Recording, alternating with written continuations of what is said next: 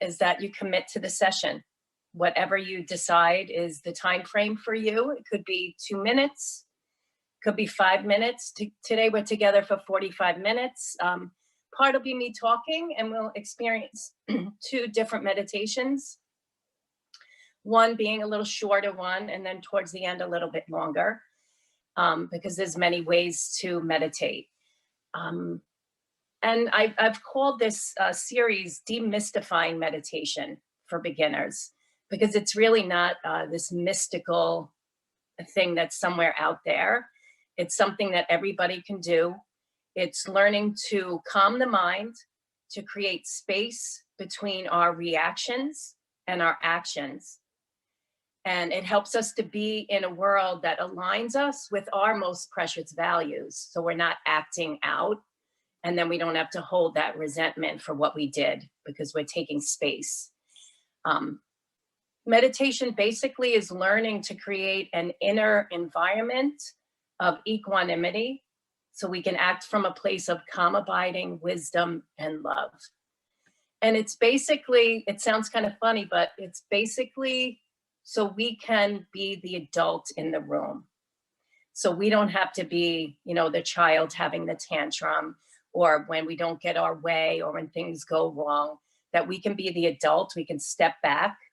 We can look at the present situation for what it is and act from our strongest value system in a place of calm abiding. Because we all know, and everything comes out better when we approach it with a relaxed attitude instead of an agitation. So for those of you that don't know me, I'm Amy Perri.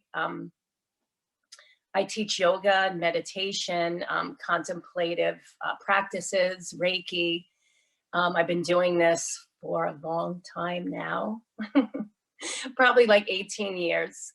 But I'm still a beginner. So I always come to my meditation cushion as a beginner with a beginner's mind, because it's different every day.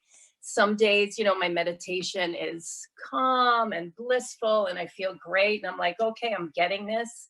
And then 2 days later, I sit down and I just can't calm my mind, but I sit anyway. So my teacher had mentioned a quote from Stephen King, the author, and he said, the process of writing is basically one thing: to sit in your chair and write, just to sit in that chair and write. And the same thing with meditation. The practice of meditation only gets, I don't know if it gets easier, it gets more familiar, but all we have to do is sit on our meditation cushion, sit in our chair and do it. That's the only way you're going to get better at it. Learning about it's great, but you have to experience it. It's like, if you try and tell somebody what a lemon is, right? You can tell them, well, it's yellow, you can cut it open, it has this scent. What would you say? A scent like a lemon? It tastes kind of sour, but you really can't know a lemon unless you have a lemon and you cut it and you smell it and you taste it and you feel it. So the same thing with meditation and yoga. You can't really know about it until you do it and you experience it in your body. So, I mean, some of the benefits, if you weren't here last week, I'll just go over basically, it brings clarity of mind. It helps to release negative energies out of the mind. It helps you to increase your compassion and patience. And all of that really just helps you to heal your relationship to the present moment. So Jon Kabat-Zinn has a saying that most people live about a neighborhood away from their bodies. So their mind is here, their body's here. They're either in the future or in the past, and they're not really here. So the practice of meditation actually helps to heal your relationship to the present moment, to be able to be in the present moment in your life so that you can experience it moment by moment without attaching all these stories, all these memories, all these different things that come up when, especially when we're challenged. like in the situation that we're in right now with the world. There's a lot of anxiety going around, there's a lot of not knowing. So when we begin to let go and allow ourselves to not know, just be with the not knowing, we can relax. We can let go of that anxiety and the responsibility to control everything. Right? So meditation, it really creates an overall sense of well-being. When you create a practice, I mean, the benefits that you'll see are very subtle and happen over time, as far as like decreasing blood pressure and releasing stress and creating more clarity of the mind, bringing in more creativity. Though all those benefits happen, but they're subtle. Creating a meditation practice is creating something that you enjoy. So creating a sacred time for yourself. And like I said, it could be 3 minutes. You could set a timer, 3 minutes, 5 minutes, 20 minutes, whatever you have. Nothing ever goes to waste. No effort is ever wasted. But if you create a situation that's pleasurable to you, just the sacred, creating a sacred space in your day that you look forward to going to, just to release, to be calm, that will help you maintain a meditation practice. You don't want to go to something, you're not going to be called to something that it makes you feel uptight, of course. That's creating the opposite energy. But we can create this healthy pattern of just coming to be with ourselves, to be calm, to kind of let the world be what it is and go inside, so that when we rejoin the world, we're a calmer, more peaceful, more creative being, and we can share that with the world. So whatever we do in our contemplative practices is always about clearing ourselves so we can go out there and be the best we could be for everybody else. And especially now, always, but especially now, when the world needs calm, abiding wisdom and love to fill either, your isolated home, sending it out there in the world by, computer, phone, where whoever you're interacting with, the calmer, more loving, more compassionate you can be is better for the whole world. So we're going to do a short meditation now. So find a comfortable seat. There's many different ways to meditate. We could use breath. We could use visual guided meditations. We can use a mantra, repeated phrase. You could use a walking meditation. There's many different ways. It's about focusing your energy on something, harnessing the mind to focus on one thing. So coming into a comfortable seat, you can take a chair. You can sit on a pillow. You don't have to sit cross-legged like this. You can, I don't recommend lying down, but if you have any back issues or anything going on with your body, you can lay down, but just stay alert, because the tendency might be to fall asleep. And although sleep is wonderful, it's not meditating. So you want to stay alert. And just come into, so the first skill that we are taught in meditation is wise effort. So you want to take wise effort with your seat. Wise effort meaning that you're comfortable, you're steady, and you're alert.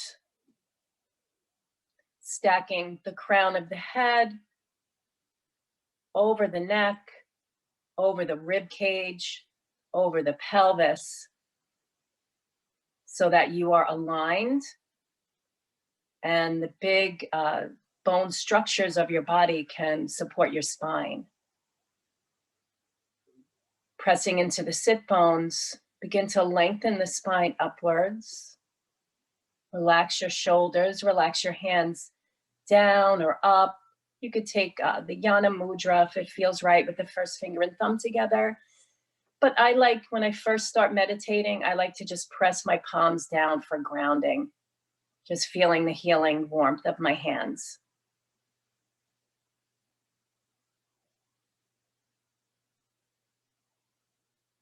So just beginning to connect to the stillness in your body.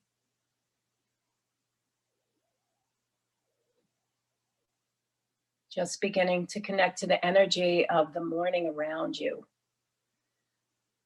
Hearing sounds. Maybe you could hear birds chirping or little sounds coming from your house or outside. It's the world around you. And meditation is not meant to take us away, to hide us away from the world. It's rather to plant our feet firmly on the ground of reality, of this moment. So whatever sounds, whatever's going on, it's just part of the meditation.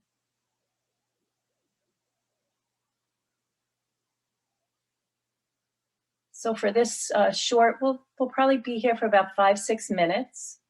So make sure you're comfortable, make any final adjustments you need. And of course, while you're sitting, if something starts bothering you, feel free to adjust your posture.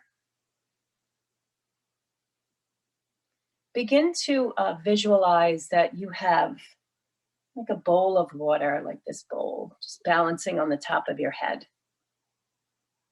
And at first, the water is moving about.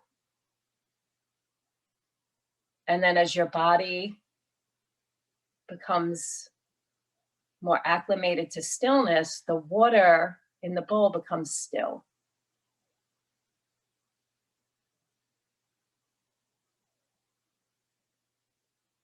Sitting with wise effort, allowing the water to still so it can be clear and steady.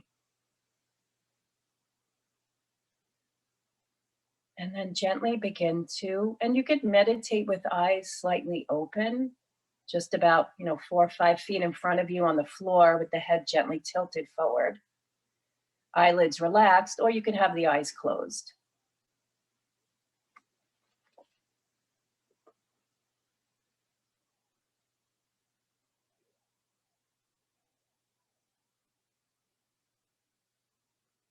So wise effort begins to set the stage for concentration. You're setting a fertile ground. Your body's in wise effort. Your intention is in wise effort. Steady and a willingness to experience your body, your life in this moment. Remembering that bowl of water on your head, keeping it nice and still, committing to that.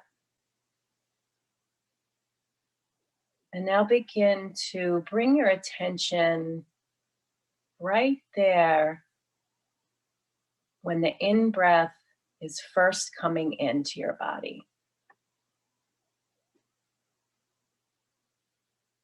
Feel the breath as it travels through your body, hits a peak, a crescendo, and then gently begins to release out.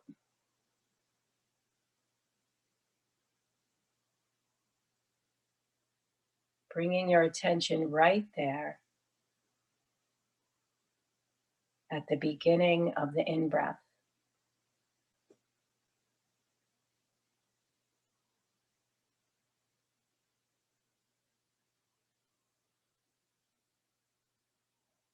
Begin to see if you can follow that breath right from the moment it begins to enter, all the way to the end of the exhale.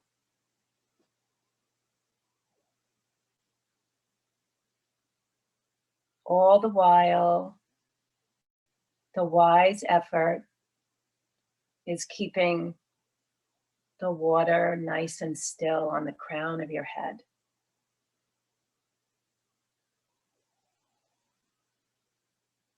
You're steady but relaxed.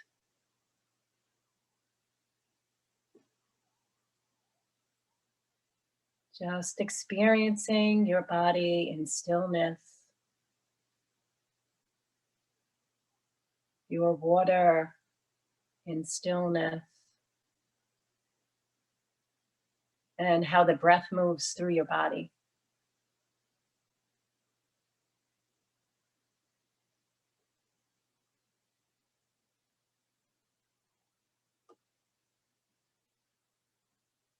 You don't have to change the breath. You don't have to make the breath any better or different. In fact, we're working on letting go of control,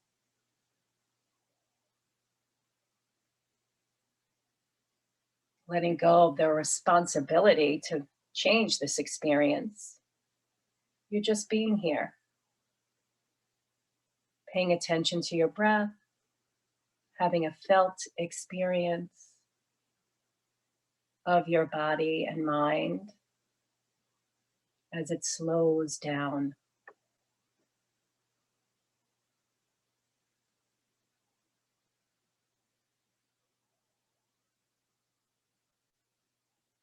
Simply noticing what it's like for you to be here in this time, this hour, this moment in your life.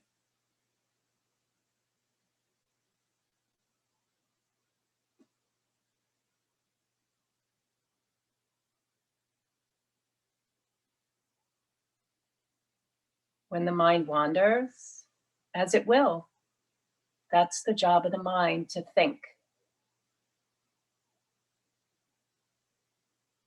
Just notice. And you could just say, you don't have to label it bad or good. Just say to yourself, I'm thinking. And then you can come back to that moment of the first sign of the in breath, bringing your attention right there.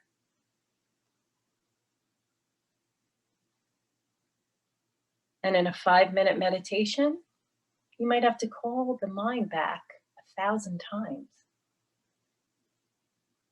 Just remind yourself that's the practice. It's training the mind to come back.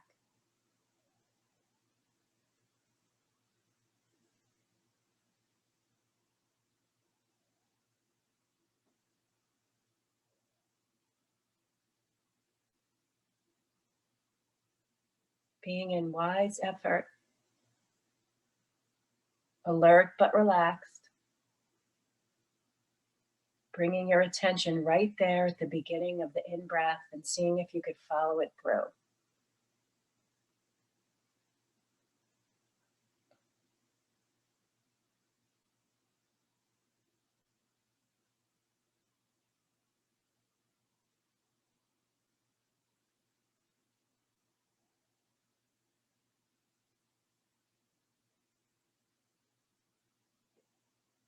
Wise effort, setting that stage for deep concentration.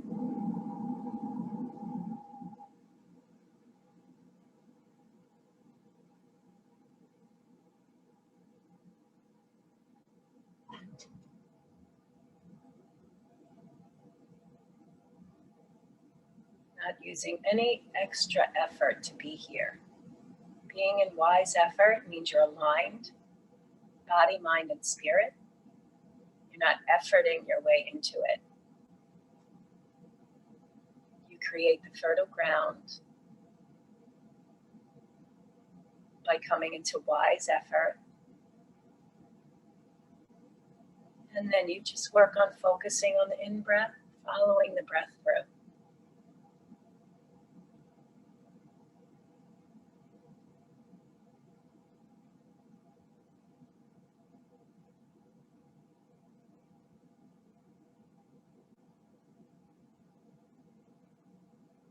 See if you could stay with that in breath with just 3 or 4 more breaths here in this brief meditation. See if you could bring your mind right there and follow the breath as it comes in, fills your lungs, fills your body, peaks, and then releases all the way down. See if you could stay with the breath even just for 1 full round.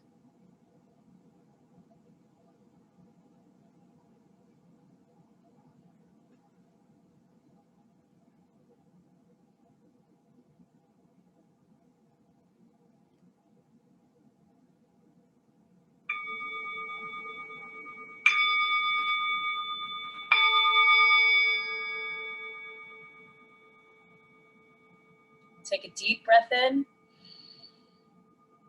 and a nice long breath out. Blink your eyes. Just notice how you feel. If you're sitting, take a little stretch. And just notice how you feel just after that brief meditation. Sometimes all it takes is 3 breaths to bring you back to center when your mind starts drifting here and there. So meditation is a integral part of yoga practice. In Yoga Sutra number 1-2, it's yoga chitta vritti nirodha and that's Sanskrit. And for those of you that don't know, yoga chitta vritti nirodha. So some people are under the misperception that yoga is just all about the poses, the physical. And you wonder, well, what does yoga have to do with meditation? Yoga means to control. This is what yoga chitta vritti nirodha means. It means yoga is the cessations of the fluctuations of the mind so that we could be unified in one place. It means to control and still the swirling currents and thoughts of the mind. This is directly from the Yoga Sutras I'm reading. If you can control the thoughts that arise and still them, you will be able to observe the world clearly and directly without the distortions of the ego.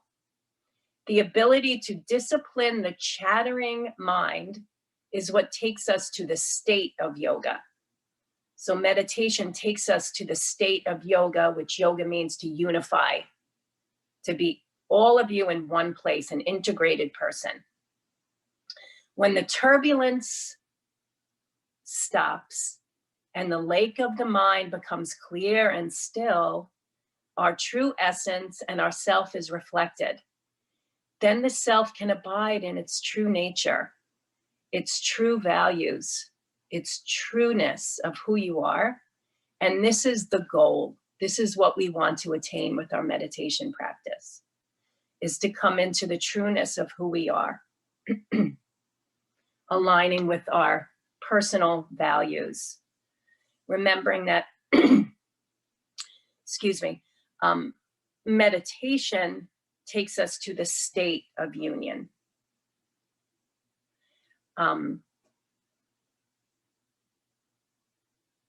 Which is to create a stillness so that you could see things as they really are. You could have a direct experience of the present moment.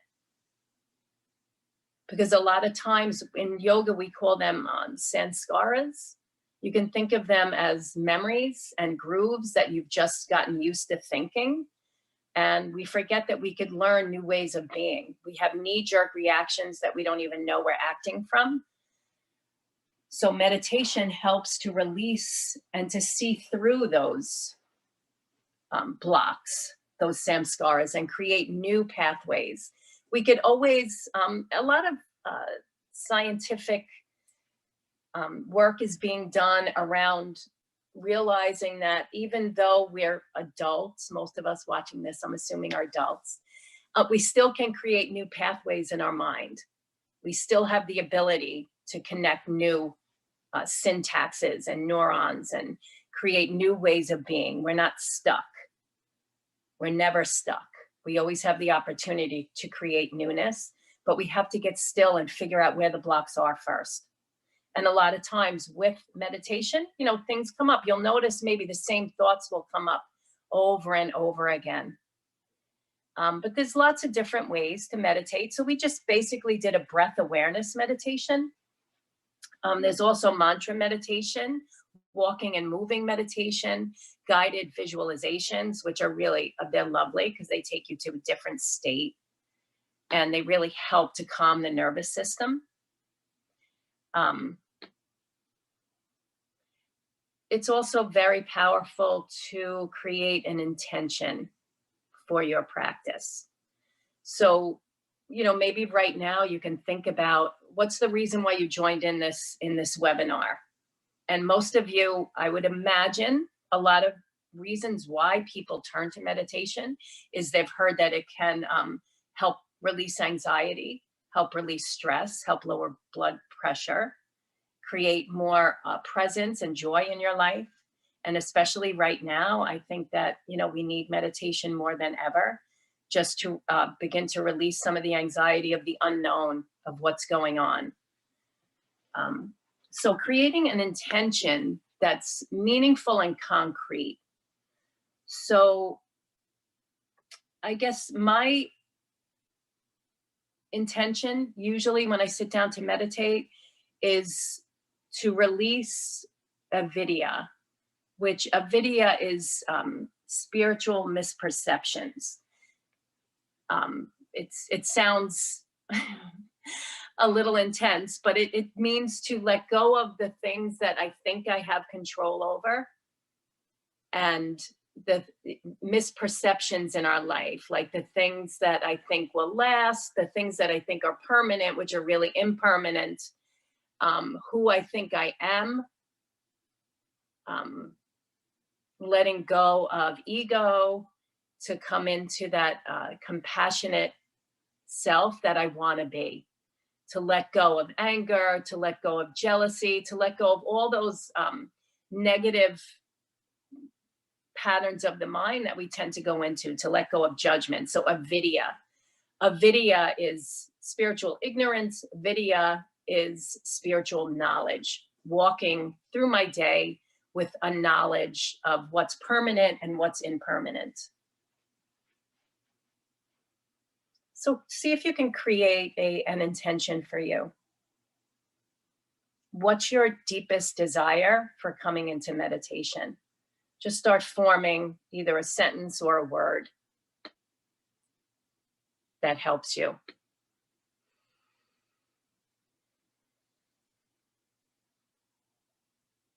And then having that intention within you as we move into this next meditation. So again, find your comfortable seat. And this time we'll take a guided visualization. So I'll have you kind of imagining in your mind, creating a scene so that you can move away from the chattering mind. And know that any effort on this path over time, you might feel a direct effect today when you're walking through your day. But over time, as you begin to create a meditation practice, you will find that you are able to draw your mind back within your day. You'll notice when you've drifted away and you're reacting to situations instead of pulling back and waiting for the right answer to arise. So when we have that ability to create a visualization in our mind, we're focusing the mind, we're honing the mind in. It's like creating muscles in your brain to be able to pull back, integrity in your mind, and a trust that you can do this. So finding that comfortable seat again. Either if you're lying down, make sure you're alert. Taking your seat, if you're sitting in a chair, make sure your feet are grounded and your ankles are right underneath your knees. You can relax your hands down or up or take a mudra and come into that wise effort. Creating a stillness in your body, either closing your eyes or creating a really soft gaze.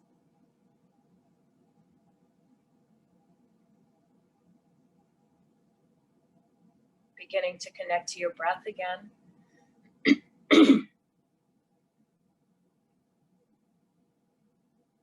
Inviting your body, mind, and breath to be present.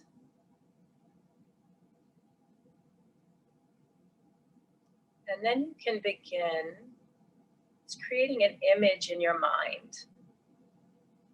See yourself walking through a beautiful, soft path in the woods. You're all by yourself. You feel safe and secure in these woods. It's the perfect temperature for a walk. You're not walking for exercise or to burn calories or to increase your heart rate. You're just walking to enjoy nature. You can feel the sun on your body, on your face. There's a slight breeze. You can smell the woody scent of the leaves and the trees, beginning to create as much detail as possible. You can feel the leaves crunching, and you can hear the sound underneath your feet. You can hear the wind rustling the trees, and you're just delighted to be walking in the woods today.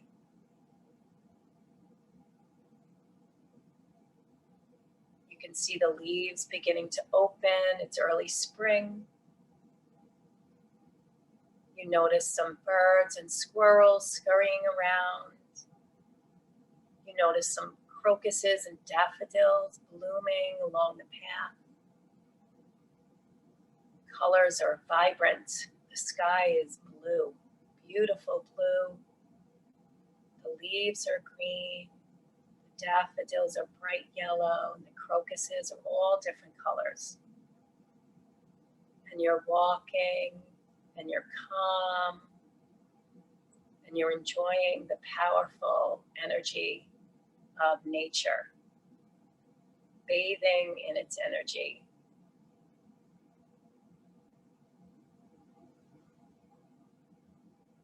And as you come closer, you begin to see that there is a circle of rocks. And inside the circle of rocks, there's smaller rocks. And there's a beautiful meditation cushion right outside the circle in this little clearing in the woods. And you find yourself being called to go sit. And you go sit on this beautiful cushion around this circle of rocks. And you see yourself there. See what you're wearing. See the forest around you. See the rocks in front of you. You feel so calm and comfortable on this meditation cushion.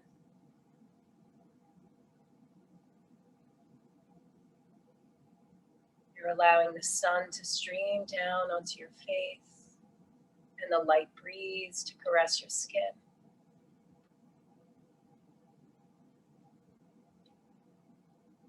And all of a sudden, you're kind of prompted to open your eyes and look at the rocks. And you reach down into the circle and you just pick up a rock. And when you bring it towards you and you turn it over, there's a word on there for you. And only you know what the word is. And you know that it's a message sent to you.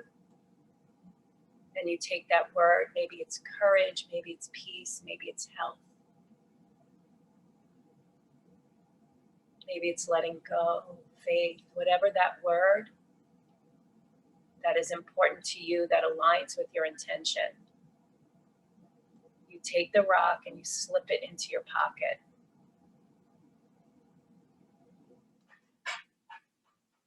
You sit for another minute or two and you notice that the sun is beginning to set.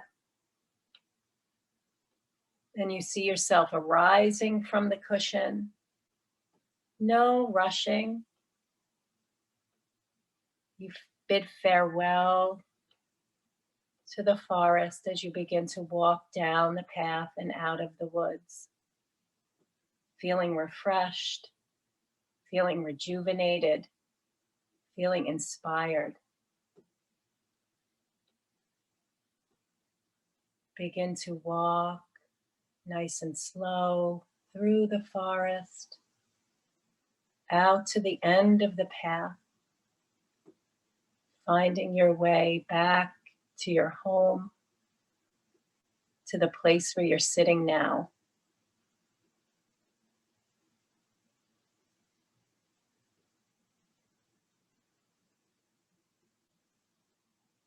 Allow your mind, body, and spirit to have a felt experience of that walk in the woods. Notice how you feel. Allow that word to remain in your mind and heart. Just let it set it back there in the recesses of your mind and let it go.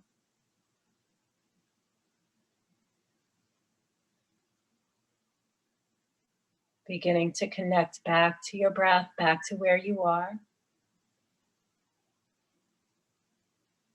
Honoring your journey.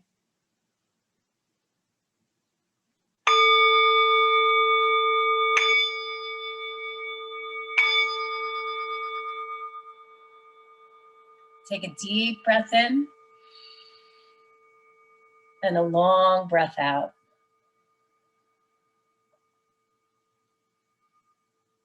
Relax, open your eyes. It's a really nice time after meditation practice to maybe journal, jot down some thoughts, or spend a little just time, just allowing the practice to integrate into your life. Thank you so much for joining me today. If there's any questions, you can go ahead and ask me. I hope you join us next week. And as I said, creating this beautiful ritual around sitting, it doesn't have to be 45 minutes. It could be as long as it's right for you.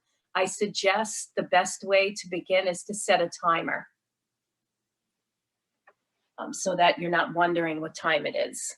It could be 3 minutes, 5 minutes, whatever's right for you. So I see some, are there any questions coming up?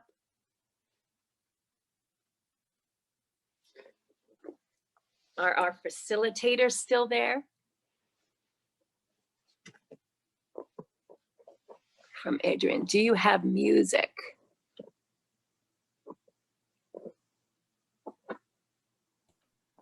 Music is a nice way to meditate, to have that background music on. Sound meditation.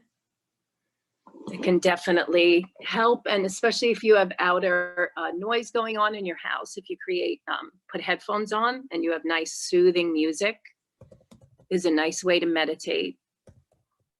It helps.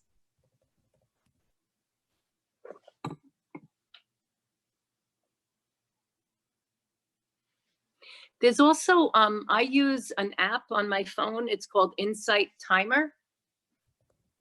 And it has guided meditations and it has timing so that you could just have gongs ringing. And it's free. You could sign up free. Insight Timer. What does namaste mean? Oh, I love that. It's namaste. So you probably heard, it's the basic kind of definition that people will say is, the light in me honors the light in you. But what does that really mean? It's not only the light. So I ran a retreat last year and I found the most beautiful definition of namaste. So it's also, you are connecting to your own light and your dark. You're connecting to all that you are and all that you've yet to become. And when you connect to that within yourself, we all have light and dark parts. We all have things that are flushing out powerful things and negative things. When you honor all that you are, and you say namaste to somebody, you're honoring all that they are yet to become, all they've been through, you're honoring their pure, sacred self. So namaste means I honor all that you are, and I honor all that I am, and that part of me can see that part of you. I had my students do a practice, and I try to remember to do it when I'm out about in public, which we're not doing too much of that right now. But whoever you see, if you can look in their eyes, and you don't have to say it out loud, but to yourself, you could say namaste. That is another sacred person, you know, walking around. It's kind of a nice thing to do. Thanks for asking. Anybody else? Did you find it difficult? Did you like it?